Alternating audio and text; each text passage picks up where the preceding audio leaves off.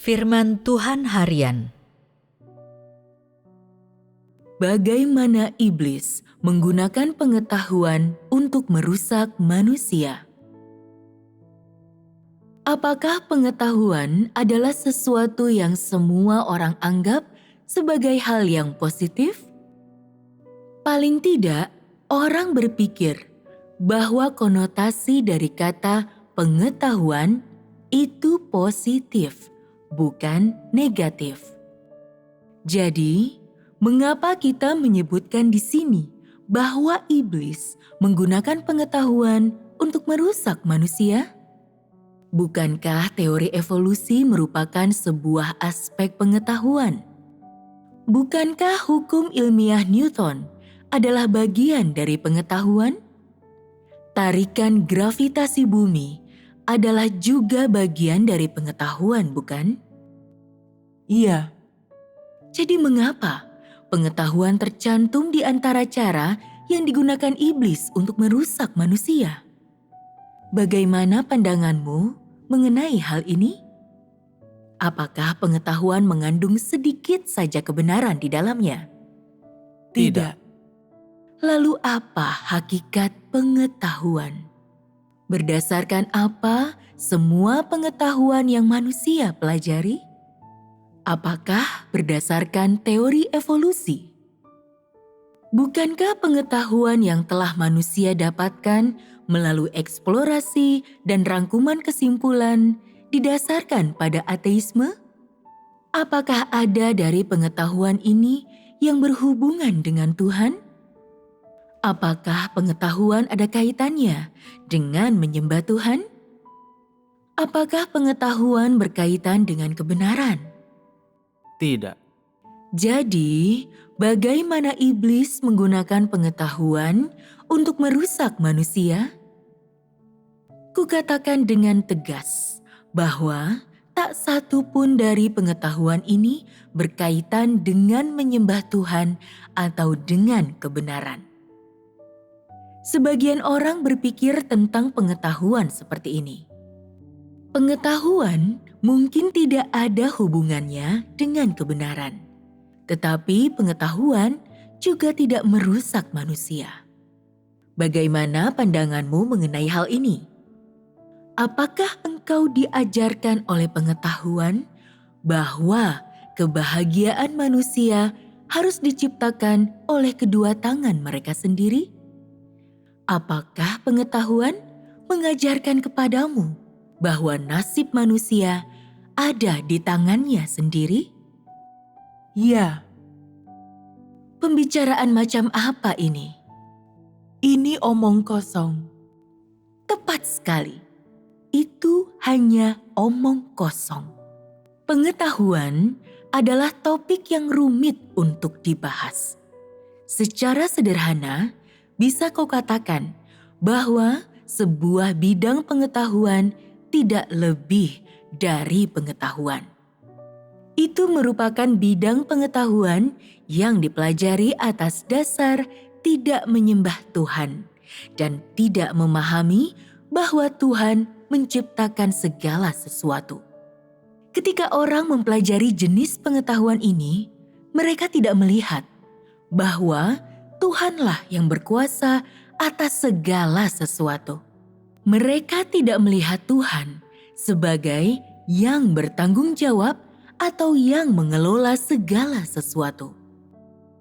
Sebaliknya, yang mereka lakukan hanyalah tanpa henti meneliti dan menyelidiki bidang pengetahuan tersebut dan mencari jawaban berdasarkan pengetahuan. Namun, bukankah sesungguhnya jika orang tidak percaya kepada Tuhan dan sebaliknya hanya mengusahakan penelitian, mereka tidak akan pernah menemukan jawaban yang benar? Semua pengetahuan hanya dapat memberimu nafkah, pekerjaan, penghasilan, sehingga engkau tidak menjadi lapar. Tetapi pengetahuan tidak akan pernah membuatmu menyembah Tuhan, dan pengetahuan tidak akan pernah membuatmu jauh dari kejahatan. Semakin engkau mempelajari pengetahuan, semakin engkau akan berhasrat untuk memberontak melawan Tuhan, untuk mempelajari Tuhan, untuk mencobai Tuhan, dan untuk menentang Tuhan. Jadi sekarang, apakah engkau mengerti apa yang diajarkan pengetahuan kepada manusia? Itu semua adalah falsafah iblis. Apakah falsafah dan aturan bertahan hidup yang disebarluaskan iblis di antara manusia yang rusak ada hubungannya dengan kebenaran? Semua itu tidak ada hubungannya dengan kebenaran. Dan faktanya, justru merupakan kebalikan dari kebenaran. Orang sering berkata, hidup adalah gerak, dan manusia adalah besi, beras adalah baja.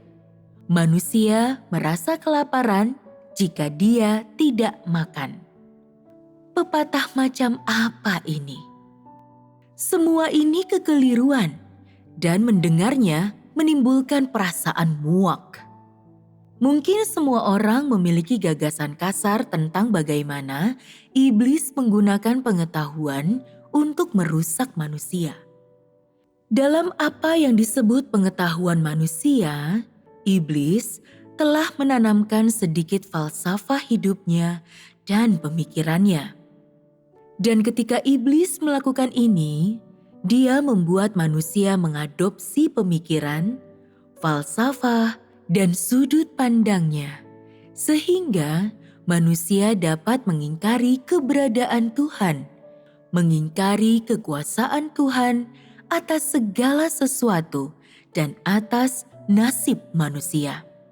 Jadi, ketika ilmu pengetahuan manusia berkembang dan manusia memahami lebih banyak pengetahuan, dia pun merasa keberadaan Tuhan menjadi tidak jelas. Dan bahkan mungkin merasa bahwa Tuhan tidak ada. Karena iblis telah menambahkan sudut pandang, gagasan, dan pemikiran ke dalam pikiran manusia, bukankah manusia itu dirusak selama berlangsungnya proses ini? Ya. Apa landasan hidup manusia sekarang? Apakah manusia benar-benar hidup berdasarkan pengetahuan ini? Tidak. Manusia mendasarkan hidupnya pada pemikiran, pandangan, dan falsafah iblis yang tersembunyi dalam pengetahuan ini. Disinilah terjadinya bagian mendasar perusakan manusia oleh iblis. Inilah tujuan iblis dan cara yang digunakannya untuk merusak manusia. Kita akan mulai dengan membahas aspek terdangkal dari pengetahuan. Apakah gramatika dan kata-kata dalam bahasa dapat merusak manusia? Bisakah kata-kata merusak manusia? Tidak. Kata-kata tidak merusak manusia. Kata-kata adalah alat yang digunakan orang untuk berbicara, dan kata-kata juga merupakan alat yang digunakan orang untuk berkomunikasi dengan Tuhan, terutama pada masa sekarang. Bahasa dan kata-kata adalah cara yang digunakan Tuhan untuk berkomunikasi dengan manusia. Semua itu adalah alat dan merupakan kebutuhan. 1 ditambah 1 sama dengan 2. Dan 2 dikali 2 sama dengan 4. Bukankah ini adalah pengetahuan? Namun, bisakah pengetahuan ini merusakmu? Ini adalah pengetahuan umum, pola yang sudah tetap, sehingga tidak dapat merusak manusia. Jadi, pengetahuan jenis apa yang merusak manusia? Pengetahuan yang merusak adalah pengetahuan yang bercampur dengan sudut pandang dan pemikiran iblis. Iblis berusaha menanamkan sudut pandang dan pemikiran ini ke dalam pikiran manusia melalui media pengetahuan. Misalnya, dalam sebuah artikel, tidak ada yang salah dengan kata-kata yang tertulis itu sendiri. Masalahnya terletak pada sudut pandang dan niat penulis ketika mereka menuliskan artikel tersebut. Juga isi dari pemikiran mereka. Ini adalah hal-hal yang bersifat rohani, dan hal-hal ini dapat merusak manusia. Misalnya, jika engkau sedang menonton acara televisi, hal apa di dalamnya yang dapat mengubah pandangan manusia? Apakah yang dikatakan para pemain, yaitu kata-kata itu sendiri, yang dapat merusak manusia? Tidak. Hal-hal seperti apa yang akan merusak manusia? Yang merusak adalah pemikiran inti dan isi dari acara tersebut yang merepresentasikan pandangan-pandangan sang sutradara.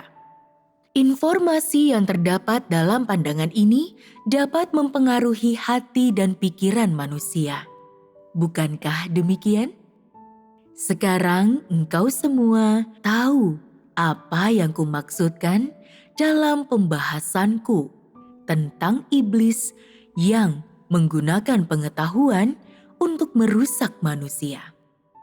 Engkau tidak akan salah memahami hal ini, bukan? Jadi, kelak ketika engkau membaca novel atau artikel, dapatkah engkau menilai apakah pemikiran yang diungkapkan dalam kata-kata tertulis tersebut merusak manusia ataukah menguntungkan manusia? Ya, kami dapat melakukannya sedikit demi sedikit.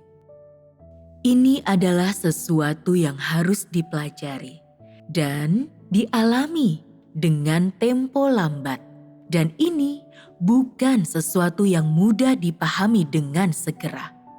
Misalnya, ketika meneliti atau mempelajari suatu bidang pengetahuan, beberapa aspek positif dari pengetahuan itu dapat membantumu memahami beberapa pengetahuan umum mengenai bidang tersebut. Sementara, pada saat yang sama juga memampukanmu untuk tahu apa yang harus orang hindari. Misalnya, listrik. Ini adalah bidang pengetahuan, bukan? Bukankah engkau bodoh jika tidak tahu bahwa listrik dapat menyetrum dan melukai manusia? Namun, begitu engkau memahami bidang pengetahuan ini, engkau tidak akan ceroboh untuk menyentuh benda yang dialiri listrik, dan engkau akan tahu bagaimana menggunakan listrik. Ini adalah hal-hal positif. Apakah engkau sekarang mengerti apa yang telah kita bahas mengenai bagaimana pengetahuan merusak manusia? Jika engkau mengerti, kita tidak akan terus membicarakannya lebih lanjut, karena ada banyak jenis pengetahuan yang dipelajari di dunia, dan engkau semua harus menyediakan waktumu sendiri untuk membedakannya.